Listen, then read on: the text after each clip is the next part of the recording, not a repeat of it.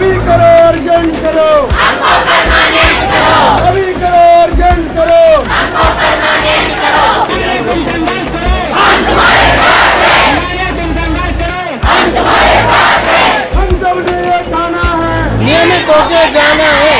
हमको परमानेंट करो। सीएचओ एकता, जिंदाबाद, सीएचओ एकता। जिंदाबाद। नेशनल हेल्थ मिशन के तहत कार्यरत कम्युनिटी हेल्थ ऑफिसरों ने अपनी मांगों को लेकर राजधानी लखनऊ के इको गार्डन में अनिश्चितकालीन धरना शुरू कर दिया है।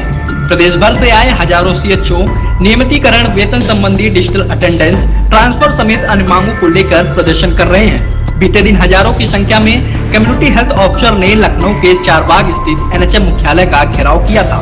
इस दौरान पुलिस और सीएचओ के बीच धक्का मुक्की भी हुई थी। वहीं एनएचएम एमडी डॉक्टर पिंकी चौबेल से वार्ता के आश्वासन पर सभी सीएचओ को इको गार्डन भेज दिया गया था, लेकिन एनएचएम एमडी से वार्ता में उनकी मांगों पर सहमति नहीं बनी। एमडी की ओर से सिर्फ आश्वासन दिया गया है। ऐसे में सभी सीएचओ ने इको गार्डन में अनिश्चितकालीन धरना प्रदर्शन शुरू कर दिया है। वही बताया जा रहा है कि प्रदर्शन कर रहे 9 सीएचओ पर एनएचएम एमडी की ओर से एफआईआर दर्ज कराई गई है, जिनमें community health officer Himalaya Kumar, नित्यम, जनक सिंह, नितिन, शिवकांत, नागेश, योगेश, अनिल और हितेश के ऊपर एफआईआर दर्ज कराई गई है।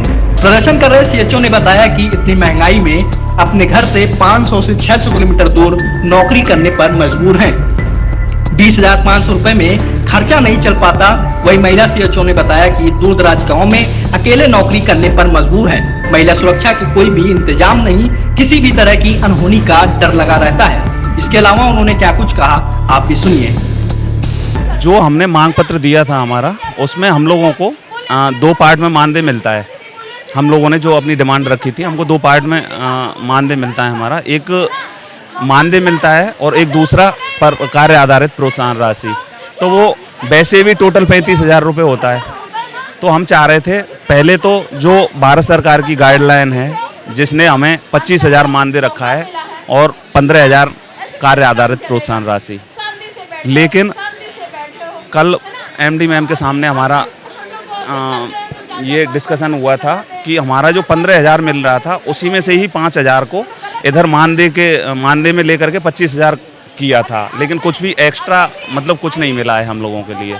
तो इसलिए सब लोगों ने ये अनिश्चितकालीन धरना को कंटिन्यू कर दिया। ये सर अनिश्चितकालीन का मतलब अनिश्चितकालीन, जब तक हमारी मांगें नहीं मानी जाती हैं।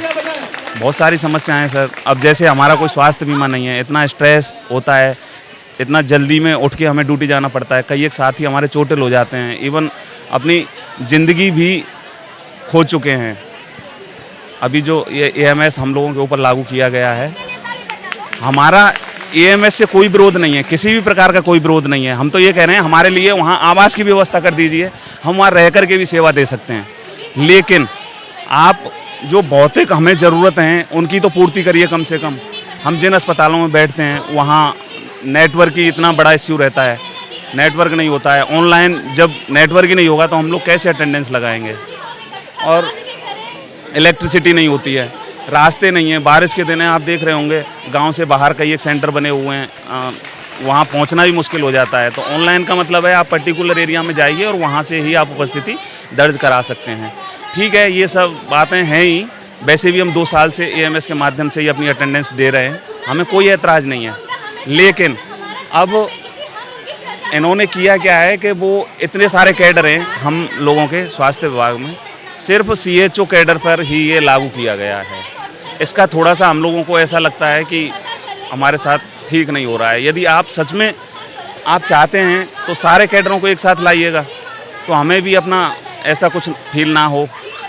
और भी बहुत सारी चीज़ें हैं सर। नियमितीकरण, जब हम इस नौकरी में आए थे तो जो भारत सरकार की फंक्शनल गाइडलाइन थी उसमें स्पष्ट लिखा हुआ है 6 साल के बाद आपको नियमित कर दिया जाएगा। सब अलग अलग हैं, किसी को 6 साल हुए हैं, किसी को 5 हुए हैं, किसी को 4 हुए हैं, किसी को 3 हुए हैं, लेकिन कम से कम जिनको 6 वर्ष कंप्लीट हो गए हैं उनकी तो प्रक्रिया अमल में लाई जाए। लेकिन सरकार की तरफ से ऐसा कुछ भी नहीं हम जो एक नॉर्मल सीएचओ जब मैंने ज्वाइन किया था तो हमने क्या हमारे सपने थे, हम लोग पढ़े लिखे हैं, हमने बीएससी नर्सिंग करी है, हमने जीएनएम करा है, हम प्रोफेशनल कोर्स करके आए हैं यहाँ पे। ये मोदी जी का एक बहुत सपना दिखा के हम लोग को बैठाया गया था कि आप आयुष्मान आरोग्य मंदिर को आप हैंडल करेंगे। हमको यहाँ ट्रेनिंग दे के 6 महीने डॉक्टरों के साथ ट्रेनिंग दिला के हमको यहाँ पे बैठा दिया गया। हम भी जोश से आए क्योंकि हमें लग रहा था ये मोदी जी का सपना है, हमारे भारत को बदलेगा।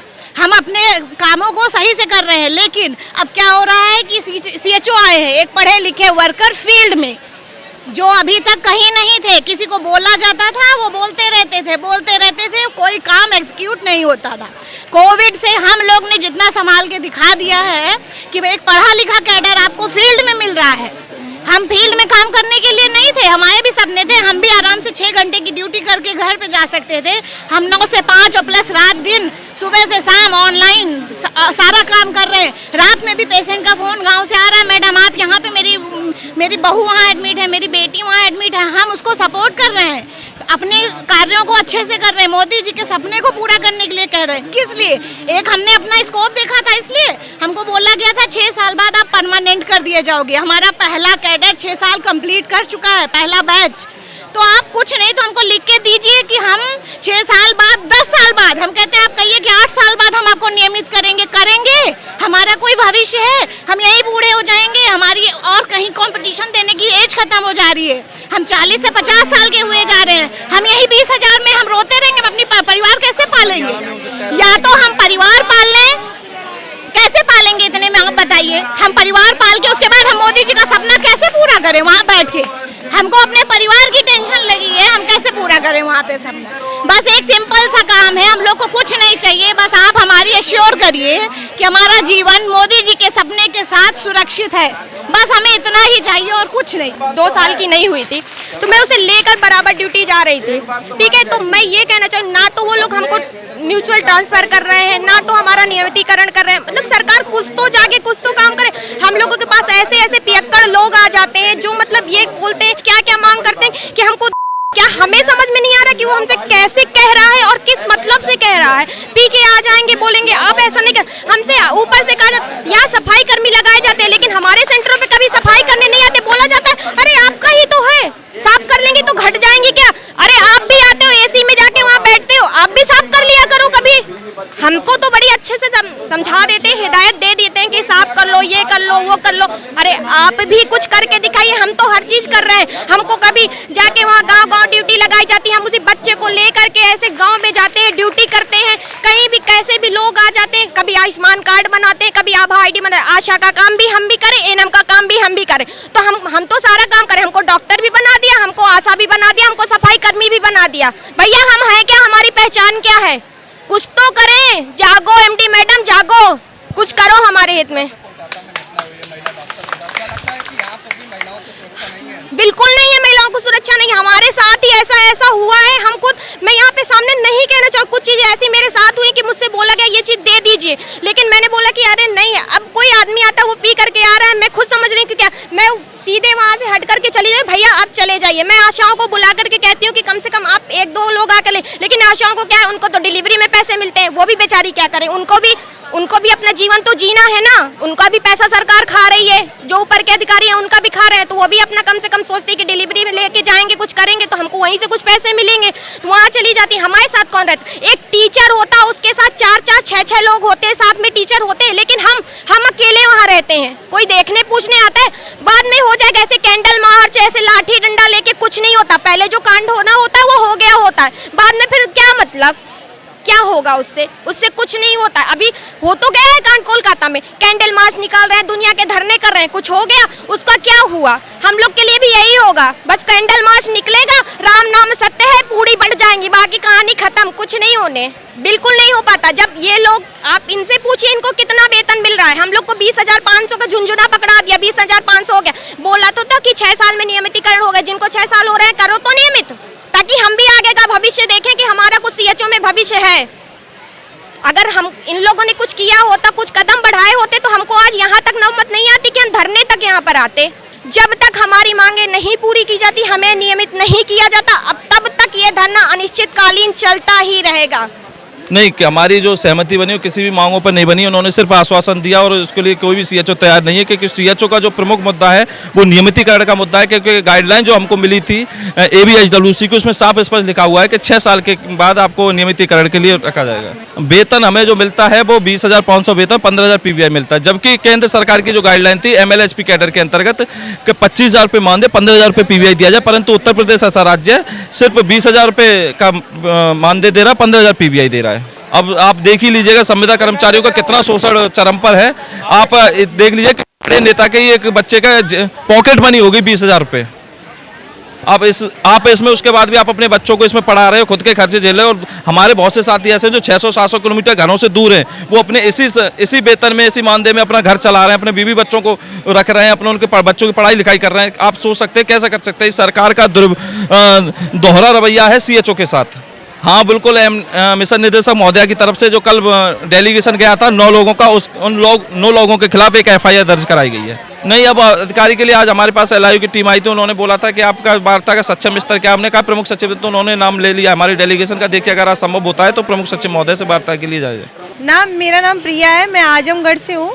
आजमगढ़ डिस्ट्रिक्ट में मेरी पोस्टिंग है और मैं चाहती हूँ कि मतलब बहुत ज़्यादा हम लोग बहुत परेशान हैं, क्योंकि हमारा जो हमारी जो पोस्टिंग है वो 700-800 किलोमीटर दूर है और हमारे बच्चे भी हैं, फैमिली भी है एक्चुअली, और इतनी सारी प्रॉब्लम हम लोग फेस कर रहे हैं। मतलब इतना ज़्यादा हमको प्रताड़ित किया जाता है ड्यूटी ना करने पे, क्योंकि बच्चा है, हम लोग घर पे बच्चा छोड़ रखा है, कोई देखने वाला नहीं है। तो हमारा सबसे बड़ा मेन मुद्दा ये है कि हमको ट्रांसफ़र चाहिए, ठीक है, ट्रांसफ़र चाहिए। अगर आप हमें ट्रांसफ़र नहीं दे सकते तो परमानेंट कर दीजिए। सीधा ये बात है कि हमको परमानेंट किया जाए, वो भी नहीं कर रहे हैं आप लोग। मतलब कोई बात सुनने वाला है नहीं। MD ऑफिस जाओ तो MD ऑफिस से वहाँ से भी भगा दिया जाता है, ठीक है। और इसकी सबसे बड़ा बात ये है, हमारा जितने भी लोग हैं यहाँ पे आए हुए हैं, मैं यही दरख्वास्त करती हूँ कि हमारी जो लड़ाई है हमारे सरकार से, शासन से लड़ेंगे हम लोग, ताकि हमको परमानेंट किया जाए। तो 20,000 हमको वेतन मिलता है। 20,000 में क्या होता है, कुछ नहीं। 15,000 रुपये जो PBI मिलती है उसमें भी इतनी सारी चीज़ें आ जाती हैं कि इतना तुम्हारा इसमें कट जाएगा, उसमें कट जाएगा, तुमने ड्यूटी नहीं करी, ये सारी चीज़ें होती है। 15,000 में वो शोषण होता है, प्रताड़ित किया जाता है हर तरीके से। हाँ, PBI होता है 15, जो काम के बेसिस पे जो मिलता है, जो हम लोग काम करते हैं 15,000, उस चीज़ का मिलता है हमको 15,000। उसमें भी बीच में पता सब मतलब खा लेते हैं, बीच में उनको चाहिए नहीं मिलता है। पूरा हम लोग को केवल 20,000 मिलता है। हाँ, 20,000 वेतन मिलता है। 20,000 में क्या होता है, कुछ नहीं होता। इतना दूर डाल रखा है, 700-800 किलोमीटर हमारा आने जाने का ही एक बार में खर्चा हो जाता है। बताइए क्या है, 20,000 में कुछ भी नहीं मिल रहा है। ऊपर से इतनी ज़्यादा प्रॉब्लम फेस कर रहे हैं हम लोग। हम जानते ना, हम एक लेडीज़ है, हमारी फैमिली है, हमारा कोई नहीं है। मेरे हस्बैंड भी बाहर जॉब करते हैं, मेरा बच्चा देखने वाला कोई नहीं है। तो ये सारी चीज़ें सरकार को हमारी सुननी चाहिए। हम लेडीज़ों को इतनी दूर क्यों भेजा? अगर आप भी हमारे डिस्ट्रिक्ट में कर दीजिए हमको, हम भी ड्यूटी करेंगे आराम से। आप भी हमें कर दीजिए हमारे ज़िले में। हमको दूसरा जिला दे दिया आपने डिस्ट्रिक्ट, और फिर आप कहते हो ड्यूटी करिए। ड्यूटी कैसे करेंगे हम लोग जब हमारा बच्चा यहाँ है, हमारी फैमिली कोई है नहीं देखने वाला? हमारा वहाँ कैसे मन लगेगा? हम कैसे ड्यूटी करें? हम लेडीज हैं, फैमिली भी है ना हम लोग की। 150-200 किलोमीटर हो तो एक बार हम एटलीस्ट मैनेज कर लेंगे, चलो कोई नहीं। लेकिन इतना दूर है, वहाँ पे भी अगर हम नहीं पहुँचते हैं या कुछ हो जाता है तो ऐसी निगाहों से देखो जैसे हमने बहुत बड़ा कांड कर दिया हो, मतलब हमने पता नहीं क्या कर दिया हो। हमें मतलब 4 बातें सुनाई जाएंगी, तुम ड्यूटी नहीं करती हो, तुम ये नहीं करती हो, वो नहीं करती हो। तो हमें भी हमारे डिस्ट्रिक्ट में आप कर दीजिए, तो हमें कोई प्रॉब्लम नहीं, हमें कोई आपत्ति नहीं है। आप हमें क्या कह रहे हैं जी? कोई इंतजाम नहीं है। सेंटर बना रखा है बिल्कुल गांव में, वहाँ पे पता है फैन ही नहीं है, गर्मी में मरे। खुद AC में बैठो आप लोग हैं, और हम लोग को गर्मी। हम लोगों ने इतनी पढ़ाई करी है, BSc नर्सिंग किया, 10 लाख रुपए खर्चा किया हम लोगों ने इस दिन के लिए। सुना कि गाँव में जाके आरोग्य मंदिर बना दिया, कोई भी आए घंटा बजा के चला जाएगा, बस ये है वहाँ पे। EMS से हमें कोई समस्या नहीं है। EMS से ये है कि हम टाइम पे 10 बजे नहीं पहुँचेंगे, ठीक है। वहाँ पे गांव में क्या है, हमारे पास अभी कोई सुविधा नहीं है। मतलब सुविधा मतलब कोई यात्रा नहीं है। हाँ, सब लोगों के लिए, ठीक है, किसी के लिए मतलब कोई भी इंसान है, सभी के लिए ये प्रॉब्लम है, जितनी भी लेडीज हैं जेंट्स है सबके लिए प्रॉब्लम है कि वहाँ पे कोई सुविधा नहीं है जाने की। 100 रुपये 150 रुपये ऑटो वाला लेता था, जब अंदर जाने के लिए कोई साधन नहीं है, 10 बजे के बाद अटेंडेंस का भी यही लफड़ा कि आप अटेंडेंस लगाइए, क्यों लगाए, सबके लिए वो लागू करिए ना। जितने भी लोग हैं, जितने भी कर्मचारी, जितने भी परमानेंट एम्प्लॉई हैं या संविदा कर्मी, सबके लिए अप्लाई करिए। वो एएनएम है, वो आएंगी हफ्ते में एक बार टीकाकरण करके चली जाएंगी, उनके लिए कोई ऑब्जेक्शन नहीं है। बस सारे काम क्या है, जो करे सीएचओ करे, सारी उम्मीदें। पहले ही संजीवनी 50 थी, अब 100 हो गई, 150, अभी थोड़े दिन बाद 500 कर देंगे, फिर बोलेंगे हाँ जूम मीटिंग करो, डेली जूम मीटिंग भी हो, कैमरा ऑन करो, नहीं हो तो डिस्ट्रिक्ट पे जाके फोन कर दे। अरे हमको भी हमारे घर पे दे दीजिए ड्यूटी, हम भी करेंगे अपने घर पे। हमको क्यों 700 800 किलोमीटर पे डाल रखा है, तो हम भी अपने घर बैठ के ड्यूटी करेंगे। और उसमें भी अगर घर बैठेंगे तो बोलेंगे वेतन काट देंगे। अरे काट दो वेतन करने के लिए थोड़ी ना 20,000 में क्या है, कुछ मिलता है आजकल, बताइए। 20,000 में हम लोग के खर्चे भी तो होते हैं, कितनी महंगाई भत्ता हो गया है? बताइए। मेरा नाम खुशबू है। हमारी सरकार से यही मांगे हैं कि जो भी हमारी मांगे हैं उनको पूर्ण रूप से पूरा करे, और क्या कहते हैं, सरकार से यही कहना चाहेंगे कि ये धरना तब तक चलता रहेगा जब तक हमारी मांगे पूरी नहीं होंगी। जैसे कि हमारी ड्यूटी आयुष्मान आरोग्य मंदिर, जैसे खंडर इलाकों में हमारे सेंटर बने हुए हैं, ना ही तो उन पर कोई भी क्या कहते हैं सिक्योरिटी है, ना ही कुछ है। अगर वहाँ पर बाई चांस हमारे साथ कुछ भी हो जाता है तो इसकी जिम्मेदार कौन होगी? सरकार तो हमें वहाँ देखने नहीं आएगी।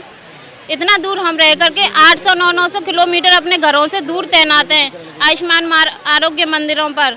सरकार क्या कर रही है? हम लोगों के लिए कुछ नहीं कर रही है। 20,500 में हम लोगों को अपने घरों से इतना दूर रखा गया है, जबकि लोग फिर भी अपना घर बार छोड़ करके इतना दूर नौकरी कर रहे हैं। सरकार क्या कर रही है हम लोगों के लिए?